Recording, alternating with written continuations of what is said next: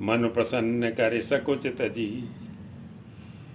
कहूँ करऊँ सोया जी, सत्य संधि रघुबर बचने सुन सुखी समाजू। मंगल भवन अमंगल हारी, मुँह दशरथ अजर बिहारी। तुम मन को प्रसन्न कर और संकोच को त्याग कर, जो कुछ कहो मैं आज वही करूं। सत्य प्रतिज्ञ रघुकुल श्रेष्ठ, श्री राम जी का यह वचन सुनकर सारा समाज सुखी हो गया। सुरगण सहित सब है सुर राजू, सोचई चाहते होने अकाजू। देवगणों सहित देवराज इंद्र भयभीत होकर सोचने लगे कि अब बना बनाया काम बिगड़ना ही चाहता है, कुछ उपाय करते नहीं बनता। तब वे सब मन ही मन श्री राम जी की शरण गए। बनत उपाय करत कछु नाही, राम शरण सब गे मन माही। बहुर विचारी परस पर कयही, रघुपति भगत भगत बस अयही। फिर वे विचार करके आपस में कहने लगे कि श्री रघुनाथ जी तो भक्ति के बस में हैं। अम्बरीश और दुर्वासा की घटना याद करके तो देवता और इंद्र बिल्कुल ही निराश हो गए। सुधि करी अम्बरीश दुर्वासा, बेसुर सुरपति निपटे निराशा। सहे सुरन बहुकाल विषादा, नरहर किए प्रगट प्रहलादा। पहले देवताओं ने बहुत समय तक दुख सहे, तब भक्त प्रहलाद ने ही नृसिंह भगवान को प्रकट किया। तब देवता परस्पर कानों से लग लग कर और सिर धुनकर कहते हैं कि अब देवताओं का काम भरत जी के हाथ है। लग लग कान कहीं धुन माता, अब सुर काज भरत के हाथा। आन उपाओ न देखिए देवा, मानत रामू सुसेवक सेवा। हे देवताओं, और कोई उपाय नहीं दिखाई देता। श्री राम जी अपने श्रेष्ठ सेवकों की सेवा को मानते हैं, अर्थात उनके भक्त की कोई सेवा करता है तो उस पर बहुत प्रसन्न होते हैं। अतएव अपने गुण और शील से श्री राम जी को बस में करने वाले भरत जी का ही सब लोग अपने अपने हृदय में प्रेम सहित स्मरण करो।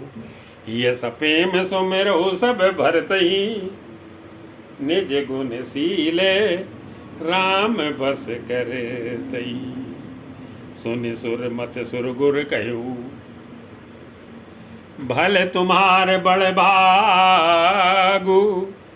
सकल सुमंगल मूल जगे, भरत चरण अनुरागी।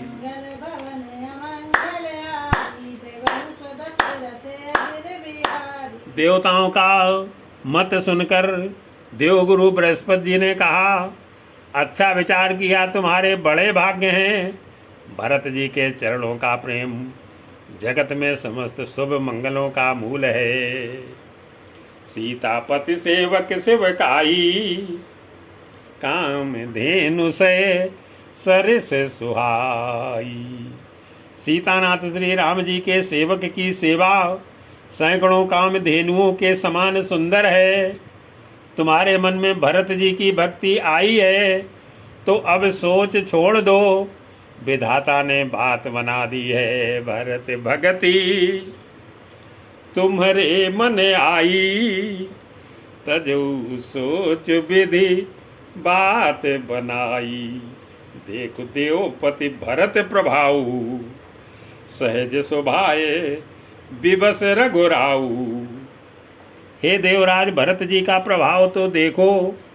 श्री रघुनाथ जी सहज स्वभाव से ही उनके पूर्ण रूप से बस में हैं। हे देवताओं, भरत जी को श्री रामचंद्र जी की परछाई की बात उनका अनुसरण करने वाला जानकर मन स्थिर करो। डर की बात नहीं है, मन स्थिर करो। देव डरो नाही, भरत जानी राम परछाई। सुन सुर गुर सुर सम्मत सोचू, अंतर्जामी प्रभु सकोचू। देवगुरु बृहस्पति जी और देवताओं की सम्मति, आपस का विचार और उनका सोच सुनकर अंतर्यामी प्रभु श्री राम जी को संकोच हुआ। भरत जी ने अपने मन में सब बोझा अपने ही सिर जाना और वे हृदय में करोड़ों अनेकों प्रकार के अनुमान करने लगे। निज सिर भारू भरत जी जाना, करते कोटि विधि और अनुमाना। कर विचार मन दीनी ठीका, राम रजाय से आपन नीका। सब तरह से विचार करके अंत में उन्होंने मन में यही निश्चय किया कि श्री राम जी की आज्ञा में ही अपना कल्याण है। उन्होंने अपना प्रण छोड़कर मेरा प्रण रखा। यह कुछ कम कृपा और स्नेह नहीं किया, अर्थात अत्यंत ही अनुग्रह और स्नेह किया। निजपन तजी राख्यो पनु मोरा, छो स्नेहु कीन नहीं थोरा। कीन अनुग्रह अमित यति, सब विध सीतानाथ। करि प्रणाम बोले भरतु, जोर जलज जुग्याते।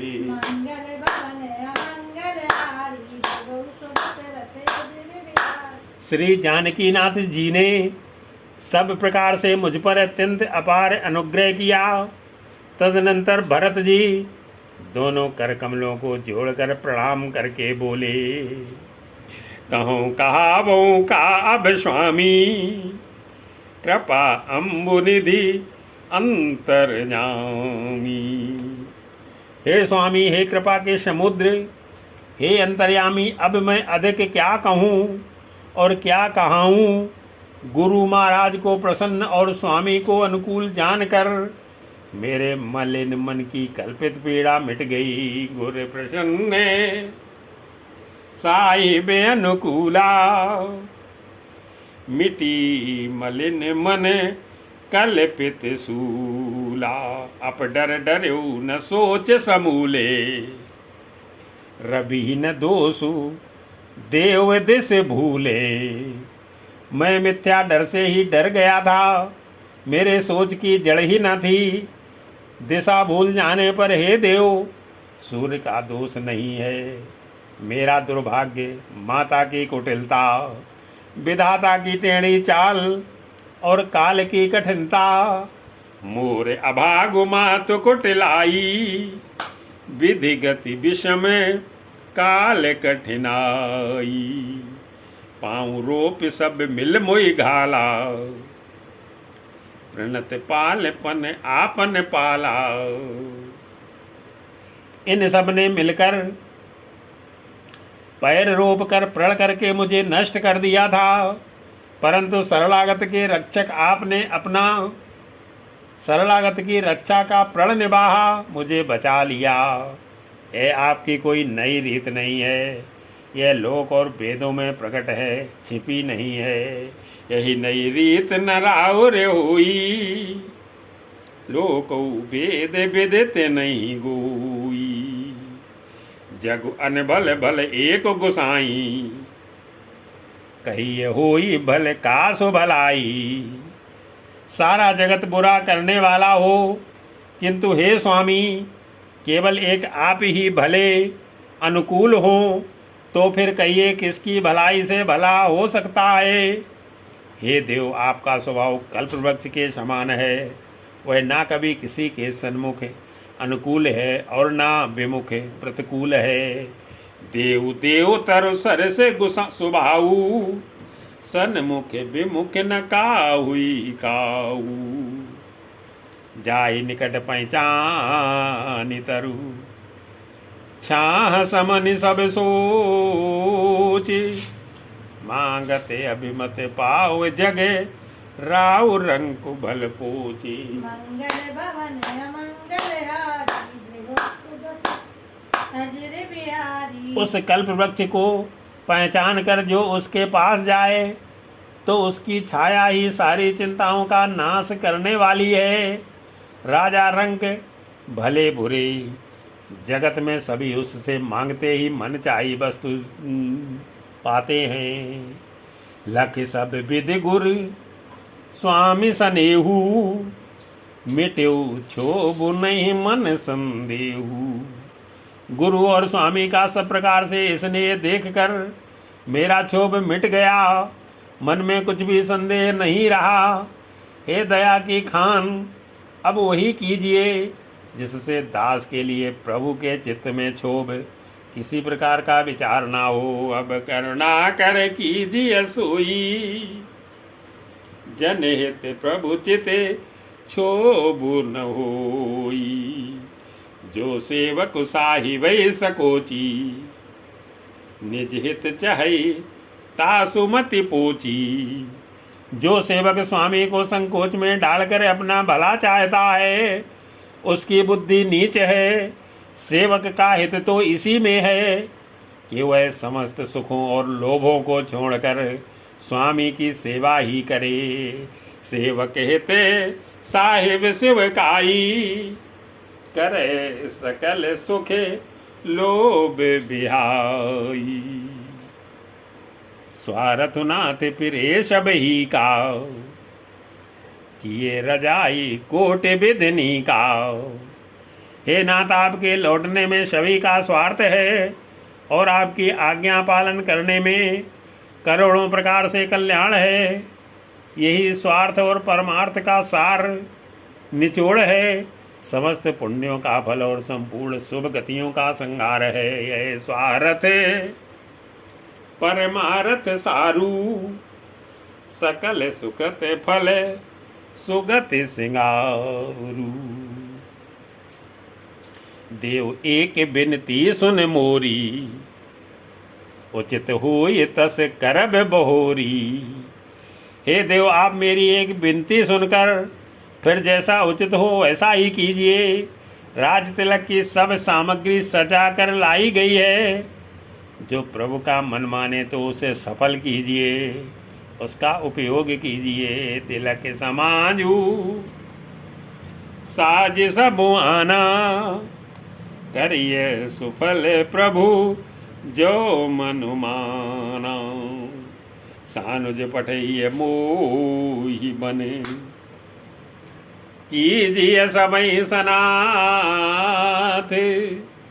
न तरु फेर यहीं बंधु दो, नाथ चलो मैं साथ। मंगल भवन अमंगल हारी, प्रभु सुध सिरत अजर बिहारी। छोटे भाई शत्रुघ्न समेत मुझे वन में भेज दीजिए और अयोध्या लौटकर सबको सनाथ कीजिए।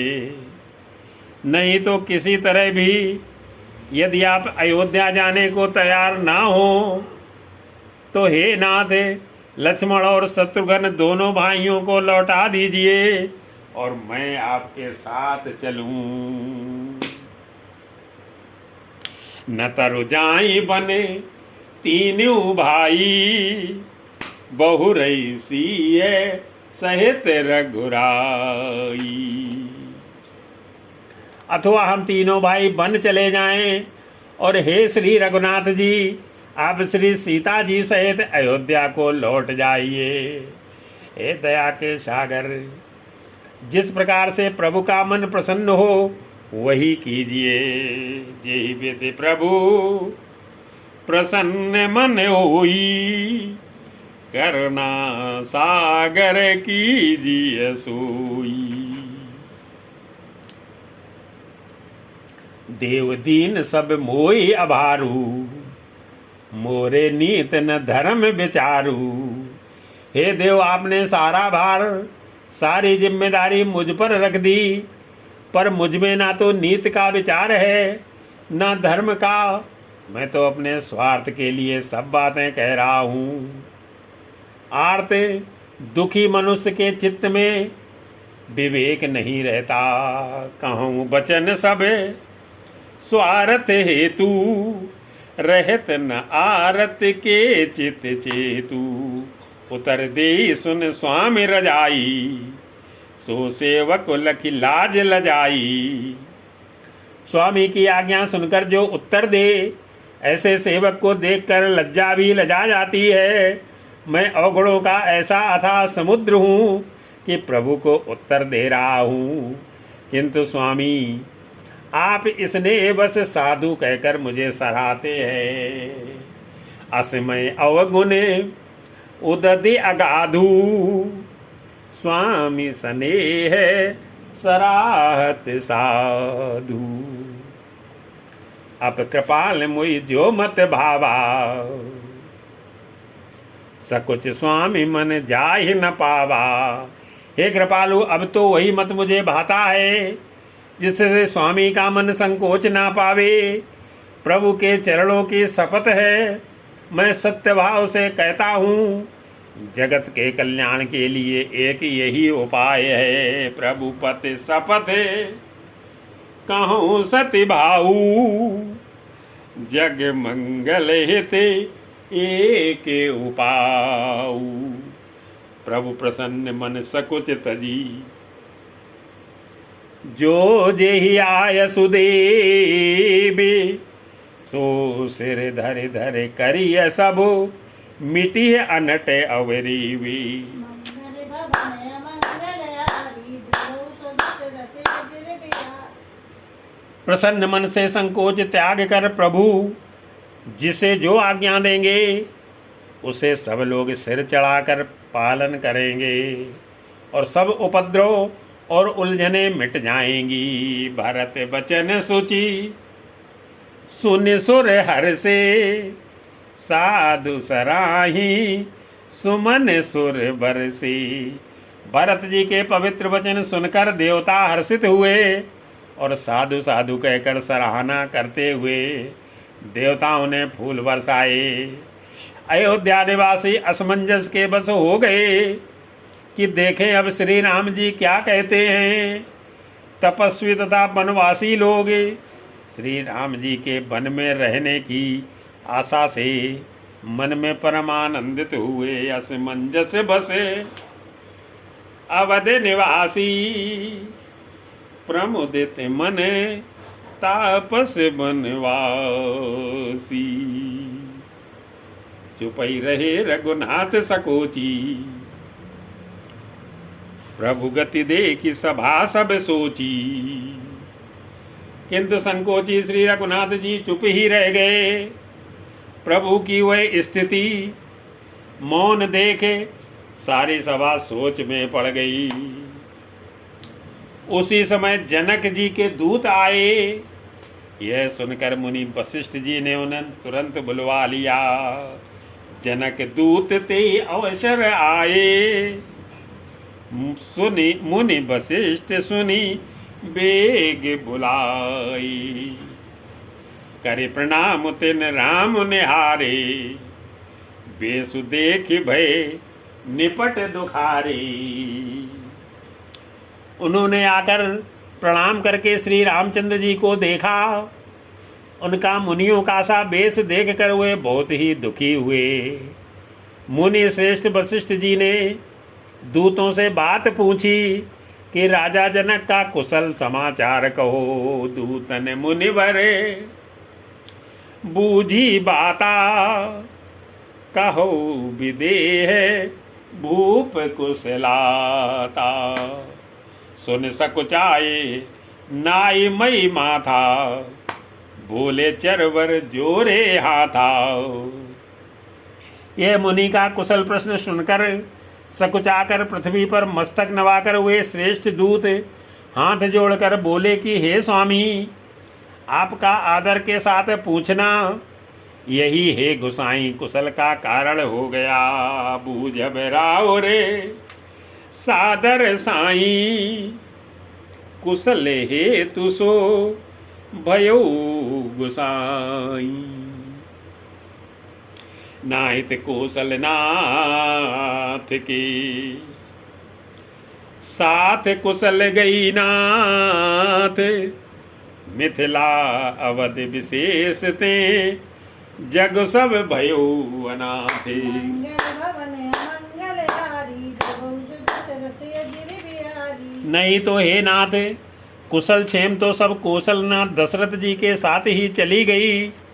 उनके चले जाने से यूँ तो सारा जगत ही अनाथ स्वामी के बिना असहाय हो गया, किंतु मिथिला और अवध तो विशेष रूप से अनाथ हो गए। कौशल पत गति सुन जन कौरा, बे सब लोके शोक बस बोरा। अयोध्यानाथ की गति, दशरथ जी का मरण सुनकर जनकपुर वासी सभी लोग शोकवश बावले हो गए, सुध बुध भूल गए। उस समय जिन्होंने विदेह को शोक मग्न देखा, उनमें से किसी को ऐसा न लगा कि उनका विदेह देहाभिमान रहित नाम सत्य है, क्योंकि देहाभिमान से शून्य पुरुष को शोक कैसा। जय देखे ते ही समय विदेहु, नाम सत्य असलागिन केहू। रानी कुचाल सुनति नर पालई, सूझ न कछु जस मन बिनु ब्यालई। रानी के कुचाल सुनकर राजा जनक जी को कुछ सूझ न पड़ा, जैसे मणि के बिना सांप को नहीं सूझता। फिर भरत जी को राज्य और श्री रामचंद्र जी को वनवास सुनकर मिथिलेश्वर जनक जी के हृदय में बड़ा दुख हुआ। भरत राज रघुवर वनवासु, भा मिथिलेशई हृदय हरासु। नृप बूझे बुध सचिव समाजू, कहो विचार उचित का आजू। राजा ने विद्वानों और मंत्रियों के समाज से पूछा कि विचार कर कहिए इस समय आज क्या करना उचित है। अयोध्या की दशा समझकर और दोनों प्रकार से असमंजस जानकर चलिए या रहिए, किसी ने कुछ नहीं कहा। समुझी अवध असमंजस दो, चलिए न रहिए न कहे कछु को। न पई धीर धरे हृदय विचारी, पठई अवध चतुर चरचारी।